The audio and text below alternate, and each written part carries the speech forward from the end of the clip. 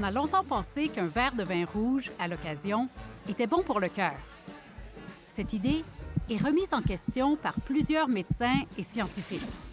Il y a définitivement une certaine incertitude sur le sujet, mais je pense que quand on regarde la totalité de la recherche, il faut dire que probablement non. Le docteur Christopher Labosse est cardiologue et épidémiologiste.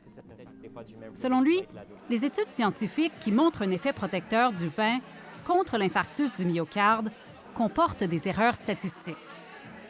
Certaines études suggèrent que les abstinents, ceux qui ne boivent jamais d'alcool, ont plus de risques de mourir prématurément que ceux qui boivent un verre à l'occasion. Le problème, c'est que parmi les abstinents, il y a beaucoup d'anciens buveurs, souligne le docteur Labosse. La majorité des personnes qui ne boivent pas présentement, c'est parce qu'ils buvaient avant et pour des raisons, probablement des raisons de santé. Ils ont développé le cancer, ils ont développé la maladie cardiaque, ils ont développé l'hypertension. Leur médecin leur a avisé d'arrêter. Autrement dit, les gens n'ont pas plus de risque de tomber malades parce qu'ils ne boivent pas.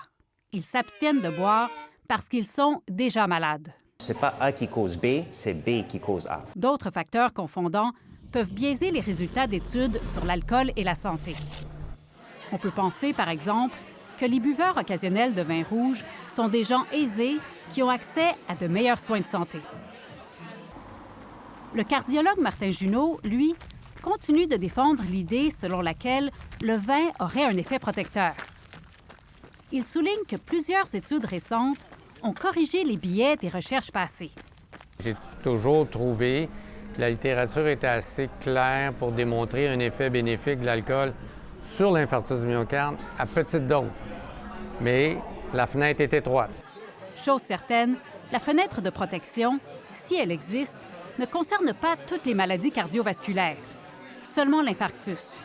Le docteur Junot conseille à ses patients qui souffrent d'insuffisance cardiaque, de fibrillation auriculaire ou d'hypertension de ne pas boire, ou le moins possible. Je vous dirais que je passe plus mon temps à dire aux gens de limiter l'alcool que de dire de continuer à boire ou de boire, là.